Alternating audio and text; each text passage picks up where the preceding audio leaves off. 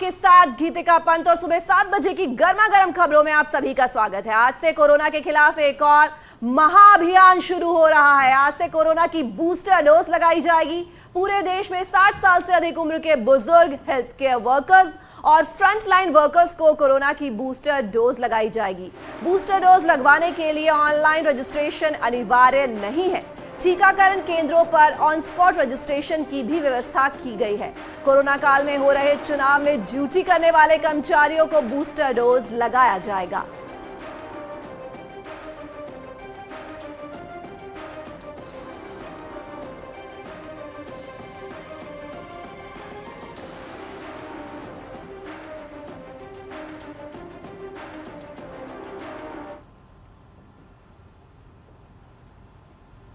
देश में कोरोना के तेजी से बढ़ते मामलों के बीच पीएम मोदी ने रविवार को एक इमरजेंसी मीटिंग भी की। वीडियो कॉन्फ्रेंसिंग के जरिए की गई इस मीटिंग में पीएम मोदी ने बच्चों के वैक्सीन ड्राइव को तेज करने के लिए कहा। मोदी ने निर्देश दिया कि जिन राज्यों में कोरोना के ज्यादा मामले आ रहे हैं उन राज्यों को टेक्निकल सपोर्ट दिया जाए। पीएम ने जिला स्तर पर पर्याप्त हेल्थ इंफ्रास्ट्रक्चर को सुनिश्चित करने की आवश्यकता पर भी जोर दिया। उन्होंने अधिकारियों से इस मामले में राज्यों के साथ समन्वय बनाए रखने को कहा। मोदी ने राज्यों की स्थिति पर चर्चा करने के लिए सीएम के साथ बैठक बुलाए जाने की बात कही। जल्द ही प्रधानमंत्री मोदी राज्य के साथ भी बैठक कर सकते हैं।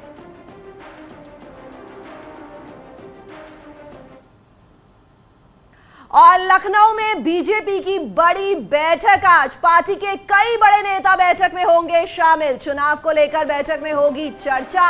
उम्मीदवारों पर भी हो सकती है चर्चा। चुनाव की रणनीति पर बीजेपी करेगी मंथन।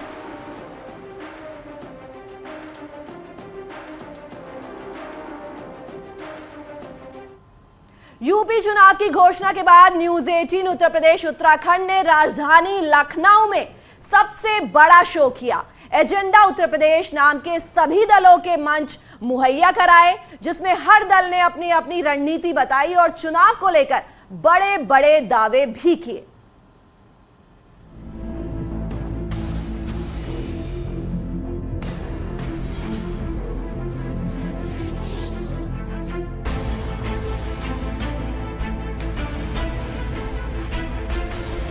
देश के सबसे बड़े सूबे में लोकतंत्र के सबसे बड़े पर्व यानी चुनाव का बिगुल बजते ही देश के सबसे बड़े न्यूज नेटवर्क पर सियासत का सबसे बड़ा मंच सजा। इस दौरान तमाम राजनीतिक दलों के प्रतिनिधि पहुंचे और चुनाव से जुड़े मसलों पर संजीदगी के साथ चर्चा की। उत्तर प्रदेश के मुख्यमंत्री योगी आदित्यनाथ ने भी एजेंडा यूपी में शिरकत की और एक बार फिर प्रचंड बहुमत के साथ बीजेपी की सरकार बनाने का दावा किया। साथ ही विपक्ष पर भी जमकर तंज कसा। भारतीय जनता पार्टी लोकतंत्र में विपक्ष को भी चाहती है और स्वस्थ लोकतंत्र को आगे बढ़ाना चाहती है। भारतीय जनता पार्टी 325 प्लस का लक्ष्य प्राप्त करेगी, कोई संदेह नहीं होगा। हाँ, अच्छा, आप 400 तक नहीं जा रहे हैं? आप 400 तक नहीं जा रहे अखिलेश जी? मैंने कहा ना भाई, जो वास्तविक संख्या होगी हम बोलेंगे, क्योंकि हमें मालूम है कि 10 मार्च के बाद जब शपथ ग्रहण होगी तो भारतीय जनता पार्टी की सरकार यहां पे बनेगी। उस समय हम लोग बोल सकेंगे कि देखो हमने तो ये कहा था ना, वो पूरा हुआ। उन लोगों को उस समय मुंह छुपाने की स्थिति होगी नहीं। न्यूज 18 के मंच पर समाजवादी पार्टी के अध्यक्ष अखिलेश यादव भी आए और उन्होंने रंग की राजनीति के सहारे नए रण का आगाज कर दिया। 5 राज्यों की तारीखों का ऐलान हो गया। 10 को नतीजे आएंगे, 10 मार्च को नतीजे आएंगे। सपा कह रही है होली लाल रंग की होगी, बीजेपी कह रही है कि होली भगवा रंग की मनेगी इस बार। एक रंग वाले लोग एक रंग ही सोच सकते हैं, इसीलिए हर रंग को तो आपका भी तो रंग एक ही है, आप भी तो सिर्फ लाल रंग की बात करते हैं। समाजवादी पार्टी ने हर रंग को जोड़ा है जी, इसलिए इस बार हर रंग की होली होगी। होली वही अच्छी होती है जो सब रंगों की हो। ये एक रंगी लोग इस बार जाने वाले हैं। चुनावी तारीखों का ऐलान होने के बाद तमाम दलों ने अपनी अपनी कसरत तेज कर दी है। एजेंडा यूपी के मंच से बीएसपी ने भी अपनी रणनीति बताई और 10 मार्च को लेकर भविष्यवाणी भी कर दी। 10 मार्च को जब नतीजे निकल आएंगे और जाहिर है कि जैसा कि है सामने, उसमें निश्चित रूप से उस दिन 10 मार्च को पूरा प्रदेश जिस चीज की आस है आज जिसकी आस है वो यही है कि बहन मायावती जी मुख्यमंत्री बन के आए, तो मुख्यमंत्री जब बन करके आएंगी तो सबके लिए आएंगी। उत्तर प्रदेश में अपना अपना दावा हर दल कर रहा है। राजनीति धर्म और आस्था के नाम पर भी हो रही है। जनता किसका साथ देगी ये जनता को ही तय करना है, लेकिन अपने अपने तरीके से हर कोई तैयार है। ये लोग जो उन लोगों को संरक्षण देने का काम करते थे जो धार्मिक स्थानों से लेकर बाकी धार्मिक आस्थाओं को प्रहार करते थे, उनको संरक्षण देते थे। हमने दूसरी ओर जीर्णोद्धार करने का काम किया, नवनिर्माण करने का काम किया, विरासत भी बचाई, आगे भी बढ़ाई और विकास को भी कई गुना ज्यादा रफ्तार देने का काम योगी सरकार ने किया है। कभी ना अयोध्या मुद्दा था, न काशी मुद्दा था, न मथुरा मुद्दा है। यह चुनाव का मुद्दा नहीं है। हमारे विपक्ष वालों के पेट में जरूर दर्द होने लगता है। रामलला का भव्य मंदिर बन रहा है, इसका दर्द हमारे विपक्ष के साथियों को है कि क्यों बन रहा है।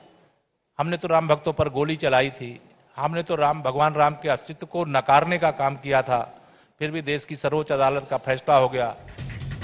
सियासी संग्राम में जीत हासिल करने के लिए सभी दल जोर लगा रहे हैं। अखिलेश यादव के साथ गठबंधन के बाद अब शिवपाल यादव ने भी बहुत कुछ नया होने की उम्मीद जताई।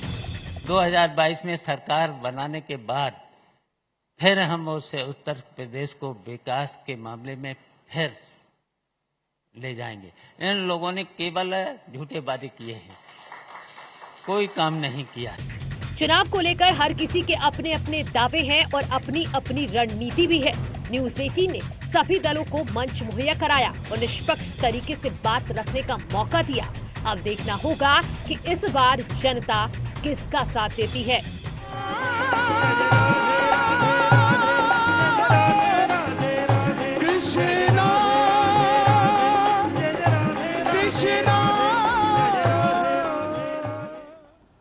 सीएम योगी ने न्यूज़ 18 के मन से मथुरा में मंदिर बनाने की बात कही।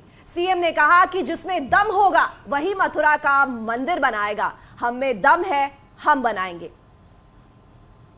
वाली पॉलिटिक्स तो आप कर रहे हैं। जब मैं आपको एग्जांपल देता हूं योगी जी, आप मथुरा का जब जिक्र आया, चाहे आप हो चाहे बीजेपी के अन्य नेता हो, आप कह रहे हैं कि हमने काशी भी बना दी है, अयोध्या भी बना दी है, अब हम मथुरा भी बनाएंगे। क्यों नहीं बनाएंगे? अब हम मथुरा भी बनाएंगे। क्यों नहीं बनाएंगे? पोलराइजेशन करने की तैयारी। जिसमें दम होगा वही बनाएगा,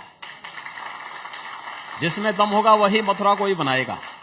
और हम में दम है। हमने अयोध्या में जन भावनाओं के अनुरूप भगवान राम का भव्य मंदिर बना दिया। हम बना रहे हैं, कार्य कर रहे हैं।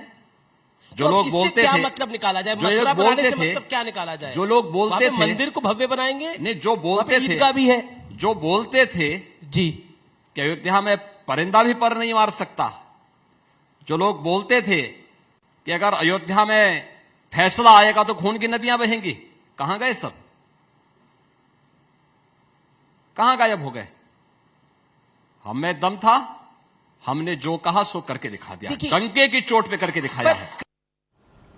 न्यूज़ 18 के मन से ही सीएम योगी ने मथुरा से चुनाव लड़ने के संकेत दिए। हालांकि उन्होंने कहा कि चुनाव लड़ाने का फैसला बीजेपी पार्लियामेंट्री बोर्ड करती है।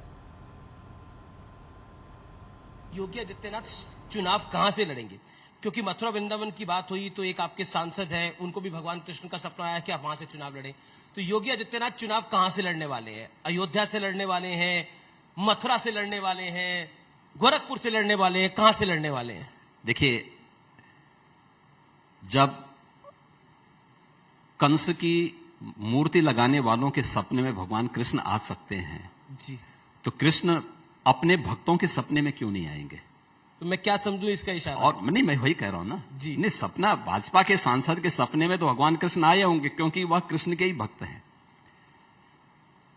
लेकिन कंस की मूर्ति लगाने वालों के सपने में जब भगवान कृष्ण आ रहे हैं, तो मैं यही कहना चाहता हूं, देखिए, यह पार्टी का, जहां से पार्टी को उचित लगेगा और पार्टी जहां से कहेगी हम लोग वहां से चुनाव लड़ेंगे। यह पार्टी का मामला है, पार्टी इसको तय करती है, पार्टी का संसदीय बोर्ड तय करता है। एजेंडा उत्तर प्रदेश में सीएम योगी के बयान पर समाजवादी पार्टी के नेताओं ने निशाना साधा है। उत्तर प्रदेश के मुख्यमंत्री जी बहुत परेशान हैं, बेचारे घूम घूम के हर जगह से टिकट मांग रहे हैं। कभी मथुरा से मांगते हैं, कभी अयोध्या से मांगते हैं। अरे भाई, उनको ऐसा लगता है कि इस बार भारतीय जनता पार्टी जो दिल्ली वाली उनको टिकट ही नहीं देगी। इसलिए कहते हैं ना, दिल्ली की भाजपा और लखनऊ की भाजपा दोनों में बहुत फर्क है। ऐसी लड़ाई है कि योगी जी बेचारे टिकट के लिए परेशान है। वो हर ये वही बीजेपी है जिसने जनता से बड़े बड़े वायदे किए, जनता को बड़े बड़े ख्वाब दिखाए और कहा कि हवाई चप्पल वाला हवाई जहाज में चलेगा, लोगों के खाते में 15-15 लाख रुपए आएंगे। और आज मनगढ़ंत सपने को बता करके ध्रुवीकरण का यह प्रयास कर रहे हैं। माननीय योगी जी अपने लिए एक सुरक्षित सीट तक नहीं ढूंढ पा रहे और समाजवादी पार्टी को घड़ित समझा रहे। तो वहीं मथुरा में मंदिर बनाने के सीएम योगी के बयान पर कांग्रेस ने भी सवाल उठाए हैं। योगी जी अपने आने वाले चुनाव में हार के डर से मंदिर मंदिर भाग रहे हैं। लगातार कभी काशी की बात, कभी मथुरा की बात, कभी अयोध्या की बात। आदरणीय योगी जी, ये सारी बातें तो हो ही रही हैं और होंगी। भारत सांस्कृतिक रूप से बहुत मजबूत है। आपको राम के बच्चों का भी ध्यान रखना है जिनको रोजगार आपने नहीं दिए हैं। न्यूज 18 के मंच पर किसान नेता राकेश टिकैत ने कहा कि पीएम और सीएम को किसी पार्टी की रैली में नहीं जाना चाहिए। इसको लेकर देश में एक बहस जरूरी है। प्रधानमंत्री और देश के प्रधानमंत्री हैं, वो किसी पार्टी के लिए अगर प्रचार करने जाएंगे तो हम उसका विरोध करेंगे। क्यों जाएंगे किसी पार्टी के झंडे पर देश के प्रधानमंत्री? तो भाई, पार्टी ने चुनाव जीता, वो एक ऐसा नहीं हो सकता। किसी पार्टी के बैनर पे प्रचार करने जाएंगे देश का प्रधानमंत्री, क्या वो कांग्रेस वाले समाजवादी वाले बुला लेंगे? तो आप किसकी तरफ इशारा कर रहे हैं? हम इसकी तरफ कह रहे कि देश के प्रधानमंत्री, जैसे पंजाब का ये मामले अभी चले, हाँ जी, देश का प्रधानमंत्री या मुख्यमंत्री वो किसी पार्टी के नहीं होने चाहिए, वो सिर्फ सरकार के होने चाहिए, तो वो जनता के होने चाहिए। तो ये इस पे बहस शुरू होगी। अब ये प्रेस वालों की समझ में नहीं आने का, इस पे देश में बहस शुरू होगी। अब देश का प्रधानमंत्री अगर किसी के पार्टी के बैनर पर जाएगा, हम विरोध करेंगे उसका। चुनाव से ठीक पहले यूपी में कांग्रेस को बड़ा झटका लग सकता है। आज कांग्रेस के राष्ट्रीय सचिव और पूर्व विधायक इमरान मसूद पार्टी छोड़ सकते हैं और समाजवादी पार्टी में शामिल हो सकते हैं। न्यूज 18 से खास बातचीत में उन्होंने कहा कि वो कार्यकर्ताओं से आज बैठक करेंगे और फिर इस पर फैसला लेंगे। मैंने कल कार्यकर्ताओं की मीटिंग बुलाई है और कार्यकर्ताओं की मीटिंग के अंदर हम साथियों से मशवरा कर करके निर्णय लेने का काम करूंगा। उत्तर प्रदेश की वर्तमान राजनीतिक परिस्थितियों पर कार्यकर्ताओं के साथ चर्चा करेंगे। जो दिखाई दे रहा है जिस प्रकार से उत्तर प्रदेश के अंदर जो लड़ाई बन रही है, उस लड़ाई के अंदर हम भारतीय जनता पार्टी को शिकस्त देने का काम करें, उसके लिए रणनीति बनाने का काम करेंगे। तो आपकी किस बात पर सहमति बनी है समाजवादी से? नहीं, अभी सहमति और असहमति की बात ही नहीं है। बात तो ये है कि उत्तर प्रदेश के अंदर अगर हमें भारतीय जनता पार्टी को शिकस्त देनी है, जो मैंने पहले दिन कहा था और जो अब भी कह रहा हूँ, भारतीय जनता पार्टी को शिकस्त देनी है तो बहुजन समाजवादी पार्टी चूँकि नंबर 1 पार्टी है विपक्ष के अंदर, तो मैं बार बार इस बात के लिए कह रहा था और उसी बात को फिर आज दोहरा रहा हूँ। काशी विश्वनाथ मंदिर परिसर में ठंड में नंगे पांव खड़े होकर ड्यूटी कर रहे कर्मचारियों की परेशानी पर संज्ञान लेते हुए पीएम मोदी ने उनके लिए जूट से बने जूते भेजे हैं। प्रधानमंत्री कार्यालय की ओर से भेजे गए जूट के जूतों को मंदिर में सेवादारों, पुजारियों और सुरक्षा कर्मियों को बांटा गया। अधिकारियों ने बताया कि लकड़ी के खड़ाऊ को पहनकर ड्यूटी करना सभी के बस की बात नहीं है। इस परेशानी को देखते हुए पीएम मोदी ने कर्मचारियों को ये जूट का जूता भिजवाया है। विभिन्न स्रोतों से माननीय प्रधानमंत्री जी को जब इस बात की जानकारी हुई तो उन्होंने इस बात को ये गंभीरता से लिया और उन्होंने अपने स्वयं से खुद वहाँ से जूट के जो जूते बनते हैं उसका काफ़ी बड़ी संख्या में मंदिर को वहाँ से भेजा गया दिल्ली से, जिसका आज वितरण का कार्यक्रम हमारे जितने भी सफाई कर्मचारी हैं, हमारे सुरक्षाकर्मी हैं, सीआरपीएफ के लोग हैं, हमारे पुजारी अर्चकगण हैं, उनको सबका वितरण किया गया है। पीलीभीत में एक निजी अस्पताल के बाहर मारपीट का वीडियो सामने आया है। जानकारी के मुताबिक एक युवक की मौत के बाद अस्पताल स्टाफ और परिजनों में नोकझोंक होने लगी। और नौबत मारपीट तक आ गई। अस्पताल के कर्मचारियों और मृतक के परिजनों के कोतवाली पुलिस को तहरीर देकर कार्रवाई की मांग की है। परिजनों के मुताबिक इलाज के लिए अस्पताल ने 35,000 रुपए लिए थे, लेकिन डॉक्टर्स की लापरवाही के कारण मरीज की मौत हो गई। बाद में डेड बॉडी लेने के लिए और 50,000 रुपए मांगे जा रहे थे। आरोप है कि जब इसका विरोध किया तो मृतक के परिजनों को अस्पताल स्टाफ ने जमकर मारा पीटा।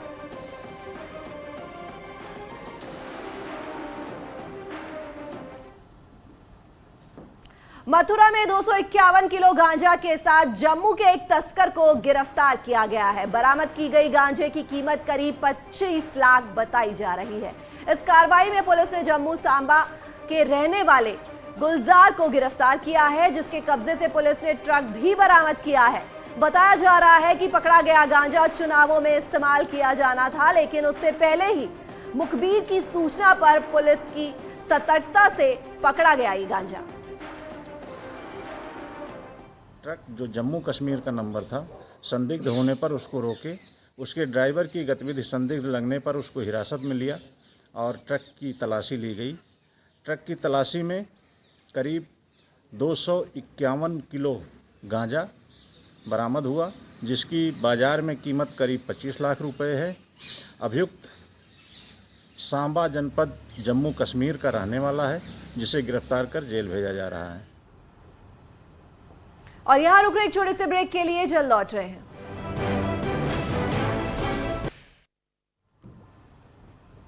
प्रदेश में पिछले 4 दिनों से मूसलाधार बारिश के कारण किसानों की परेशानी बढ़ गई है। रविवार को गिरे ओले से किसानों मानो टूट गई है। ललितपुर जिले के लगभग सभी विकासखंड क्षेत्रों के गांवों में बारिश और ओलावृष्टि होने की खबरें मिल रही हैं। बारिश और ओलावृष्टि से दलहनी फसलें सबसे अधिक प्रभावित हो रही हैं। चना, मटर और मसूर को सबसे ज्यादा नुकसान होने की आशंका है। बता दें कि जिले में 4 दिनों से बारिश का सिलसिला जारी है। उधर शाहजहांपुर में पिछले 2 दिनों से हो रही बारिश से गेहूं, सरसों और आलू की फसलों में भारी नुकसान हुआ है। गेहूं, सरसों की फसलों में पानी भरने से फसलें बर्बाद हो गई हैं।